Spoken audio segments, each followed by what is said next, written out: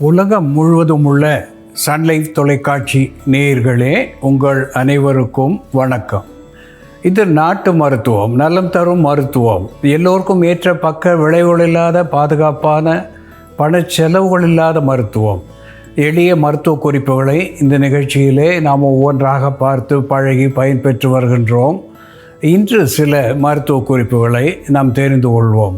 Ficus ராசிமோசா என்று தாவர பெயராலே சுட்டப்பெறுவது கண்ட்ரி ஃபிக் என்று ஆங்கிலத்திலே சொல்லப்பெறுவது அத்தி. இந்த அத்தி மரம் அதனுடைய முழுமையான பகுதிகளை நமக்கு மருந்தாக தருகிறது. இந்த அத்தி இலைகள் 2-3 எடுத்து சுத்திகரித்து அன்றாடம் வெறும் வயிற்றிலே வாயிலிட்டு மென்று அதனுடைய சாறை விழுங்கிவிட்டு சக்கையை துப்பிவிடுகின்ற நிலையிலே இது நாளடைவிலே உடலிலே பாய்ந்தோடும் குருதியை சீர்படுத்தக்கூடியதாக, சுத்திகரிக்கக்கூடியதாக ஒரு பிளட் பியூரிஃபையர் என்கின்ற வகையிலே செயல்பட்டு உடலுக்கு பலத்தையும் நலத்தையும் ஆரோக்கியத்தையும் தந்து இதய ஓட்டத்துக்கு இதமான சூழ்நிலையும் இந்த அத்தி இலை தரும் என்பதை நாம் மறத்தல் ஆகாது. கனிகளிலே முக்கனிகளிலே ஒன்றாக சொல்லப்பெறுவது மாங்கனி. இந்த மாங்கனி சாறு 1/2 கப் அளவு எடுத்து அதனோடு வெறுகடி அளவு சுக்கை தோல் நீக்கி பொடி செய்து போட்டு 2 ஏலக்காய்கள் பொடித்து சேர்த்து 1 தேக்கரண்டி தேன் சேர்த்து இந்த மாம்பழ சாறு, சுக்கு, ஏலம், தேன் இவை ஒன்றாக உறவாடும்படி கலந்து அன்றாடம் ஒரு முறை இரவு நேரத்திலே படுக்க புகுமுன் பருகி வருகின்ற பொழுது இது நரம்பு தளர்ச்சியை போக்கக்கூடியதாக, சோகை என்று சொல்லக்கூடிய அனீமியா என்கின்ற நோயை போக்கக்கூடியதாக விளங்கும். நெர்வஸ் டெபிலிட்டி, அனீமியா இவை இரண்டையும் போக்குவது மட்டுமன்றி கொலாஜன் என்று சொல்லக்கூடிய வேதிப்பொருளை அதிகமாக உற்பத்தி செய்து தோலினுடைய சுருக்கங்களை குறைத்து இளமையை தக்க வைக்கக்கூடிய ஒரு பானமாக இந்த மாங்கனி சாறு விளங்கும் என்பது உண்மை.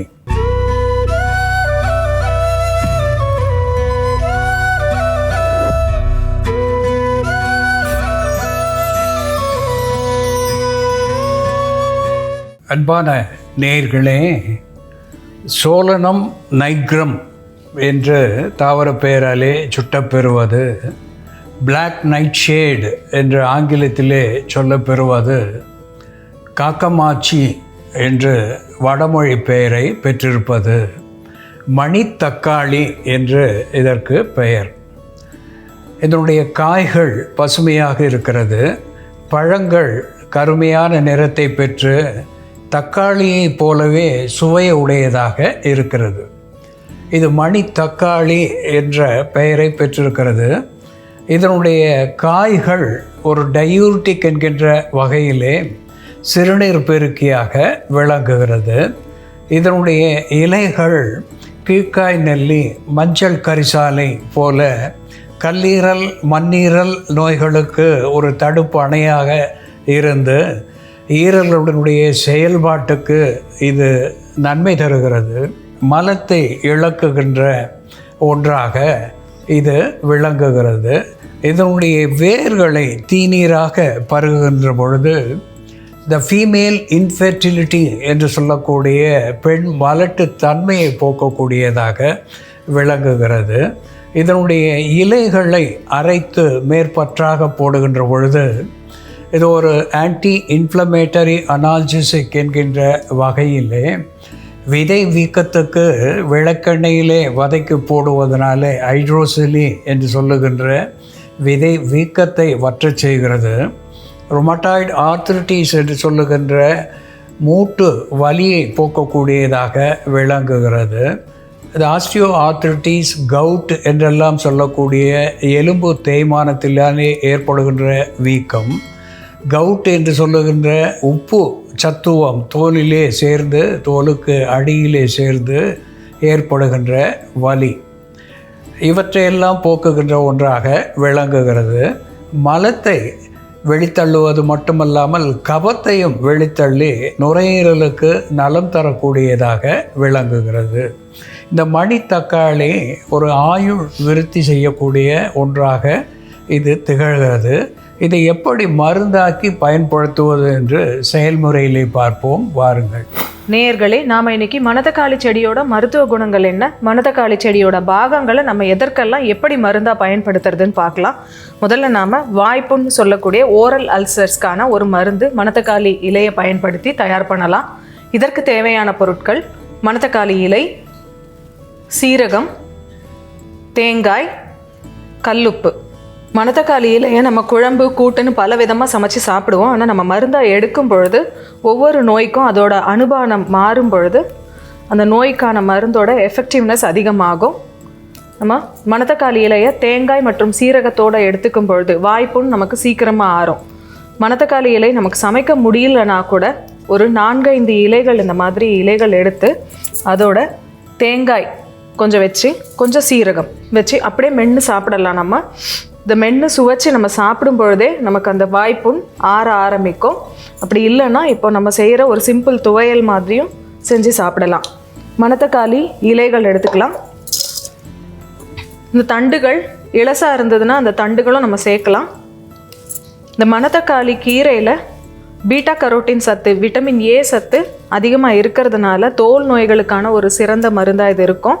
நமக்கு ஹெர்பிஸ் போன்ற அக்கி புண்கள் ஏற்படும் பொழுது அதிகப்படியான வலி, எரிச்சல் உண்டாகும். கொப்பளங்கள் சீழ்பிடித்து சீக்கிரம் ஆறாமல் நரம்புகளில் வலியை ஏற்படுத்தும். அப்படி இருக்கும் பொழுது நம்ம மணத்தக்காளி இலையை பருப்பு கீரை மாதிரியே பருப்பு சேர்த்து, பாசிப்பருப்பு சேர்த்து சமைச்சு உள்ளுக்கு சாப்பிடலாம். மணத்தக்காளி இலை சாறை அக்கி புண்களுக்கு மேலே நம்ம அப்ளை பண்ணிட்டு வரும் பொழுது சீக்கிரமாக அந்த புண்கள் ஆறும். அதே போல் ரிங்வார்ம்னால் ஏற்படக்கூடிய தோல் நோய்களுக்கு, தேமலுக்கு கூட நம்ம மணத்தக்காளி இலை சாறை மேலே அப்ளை பண்ணலாம்.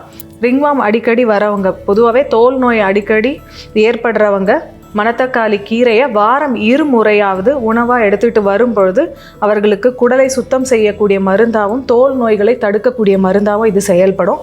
இப்போ நம்ம மணத்தக்காளி இலை சேர்த்துருக்கோம். இதோட சீரகம் சேர்த்துக்கலாம். இலை ஒரு 2 பிடி அளவு சேர்த்துருக்கோம்.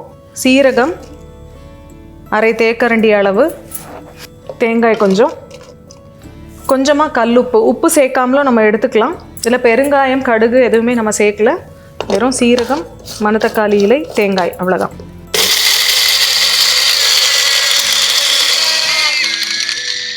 கொஞ்சமாக தண்ணி விட்டுக்கலாம்.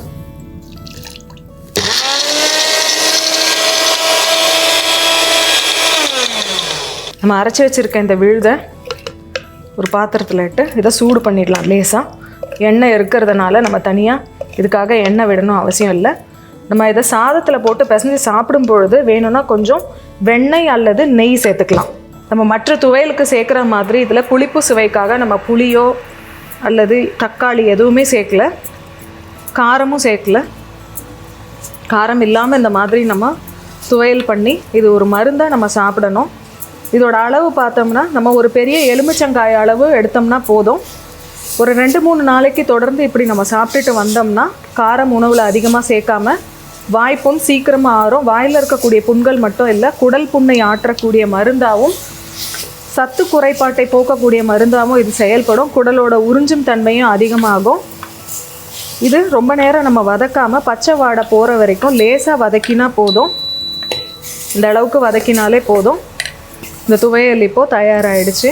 இதுக்கு சிறுங்கசப்பாக தான் இருக்கும். ஆனால் நம்ம நெய்யோ வெண்ணெய்யோ சேர்த்து சாதத்தோடு சாப்பிடும் பொழுது அந்த கசப்பு தெரியாது. இந்த பச்சைத்தன்மை மாறாமல் நம்ம எடுத்துக்கும் பொழுது புண்கள் சீக்கிரமாக ஆறும். மலச்சிக்கல் இருக்கிறவங்க மணத்தக்காளி விதை இந்த மாதிரி நாட்டு மருந்து கடையில் அல்லது டிபார்ட்மெண்டல் ஸ்டோர்ஸில் கிடைக்கும். இந்த விதையை வாங்கி நம்ம உணவாக சமைச்சு சாப்பிட்டுட்டு வந்தோம்னா மலச்சிக்கல் சீக்கிரம் சரியாகும். அதே போல் மணத்தக்காளி பழங்கள், இந்த மணத்தக்காளி பழங்கள் நம்ம தொடர்ந்து சாப்பிட்டுட்டு வரும்பொழுது முடி உதிர்வு கம்மியாகும். அதே போல் தூக்கமின்மையினால் அவதிப்படுறவங்க இரவு நேரத்தில் இந்த மணத்தக்காளி பழம் ஒரு 15 அல்லது 20 பழம் தொடர்ந்து சாப்பிட்டுட்டு வரும்பொழுது அது ஆழ்ந்த உறக்கத்தை ஏற்படுத்தக்கூடிய ஒரு மருந்தாக செயல்படும். மணத்தக்காளி கீரை, சீரகம், தேங்காய் மற்றும் கல்லுப்பு சேர்ந்த இந்த துவையல் நெய் அல்லது வெண்ணெய் சேர்த்து சாதத்தோடு பிசைஞ்சு சாப்பிட்டுட்டு வரும்பொழுது ஒரு 3 நாட்கள் எலுமிச்சங்காய் அளவு நம்ம எடுத்துக்கும் பொழுது குடல் புண்களையும் வாய்ப்புண்ணையும் ஆற்றக்கூடிய மருந்தாக இது செயல்படும். அன்பான நேயர்களே, சோலனம் நைக்ரம் என்று சொல்லப்பெறுகின்ற மணித்தக்காளி. இந்த மணித்தக்காளியை அகத்தியர் தன்னுடைய மருத்துவ நூலிலே கபத்தை கரைக்கும், மலத்தை இழக்கும், வாதத்தை போக்கும் என்று சொல்லியிருக்கிறார்கள். அது மட்டுமல்லாமல் வாய்க்கிரந்தி, வாய்ப்புண்கள் இவற்றையெல்லாம் ஆற்றுகின்ற ஒன்றாக மணித்தக்காளி விளங்குகிறது. இதனுடைய கீரைகளை நாம் சமையலாக செய்து சாப்பிடுகின்ற பொழுது வாய்ப்புண் அச்சரம் போகிறது. குறிப்பாக பசுமையாகவே 2-3 இலைகளை மென்று தின்றுவிட்டு அதனுடைய சாறை நாம் பருகுகின்ற நிலையிலே இது நாக்கு புண், நாக்கு அச்சரம், பற்களிலே ஈறுகளுக்கு இடையே இருக்கின்ற கிருமிகள், பாக்டீரியாஸ் என்கின்ற நுண்கிருமிகள் இவற்றை போக்குவதாக விளங்குகிறது. வீக்கத்தை வற்றச் செய்யக்கூடியதாக விளங்குகிறது. வயிற்றில் உள்ள புண்களை ஆற்றக்கூடியதாக விளங்குகிறது. இந்த இலையை நாம் அடிக்கடி உணவாக பயன்படுத்துகின்ற பொழுது கல்லீரல், மண்ணீரல் இவற்றுக்கு பாதுகாப்பான ஒன்றாக இருந்து பித்தம் அதிகமாகாமல் பார்த்து கொள்ளக்கூடிய ஒரு தடுப்பணையாக இது விளங்குகிறது. இதனாலே ஜாண்டிஸ் என்கின்ற மஞ்சள் காமாலை தடுக்கப்பெறுகிறது. தலை சுற்றல், தலை மயக்கம், பித்த மயக்கம், குமட்டல் இவற்றிலே இருந்து நமக்கு விடுதலை தருகிறது. மலச்சிக்கலை போக்கி இது மலத்தை வெளியேற்றக்கூடிய ஒன்றாக விளங்குகிறது. இதனுடைய காய்களை நாம் வற்றலாக பயன்படுத்துகின்ற பொழுது ஆன்த்ஹெல்மின்திக் என்கின்ற வகையிலே வயிற்று பூச்சிகளை வெளித்தள்ளுவது மட்டுமல்லாமல் டயூரிட்டிக் என்கின்ற நிலையிலே சிறுநீர் பெருக்கியாகவும் விளங்குகிறது.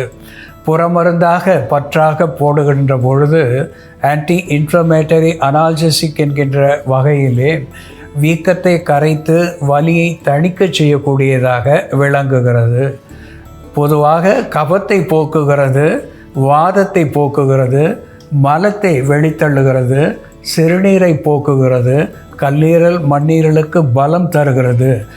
அதோடு கூட இதனுடைய வேர் தீநீரை ஒரு மண்டலம் நாம் பருகி வருகின்ற பொழுது பெண் மலடு என்கின்ற ஃபீமேல் இன்ஃபெர்டிலிட்டி என்கின்ற நிலையிலே இருந்து மாற்றி பெண்களுக்கு கருத்தரிக்கின்ற ஒரு நிலையை இது தரும் என்பதும் இங்கே நாம் மறத்தலாகாது. அன்பான நேயர்களே, மணித்தக்காளி எப்படி மருந்தாகிறது என்று நாம் பார்த்து தெரிந்து கொண்டோம். இதுபோல வேறு ஒரு மருத்துவ குறிப்போடு நாம் மீண்டும் சந்திப்போம். நன்றி, வணக்கம்.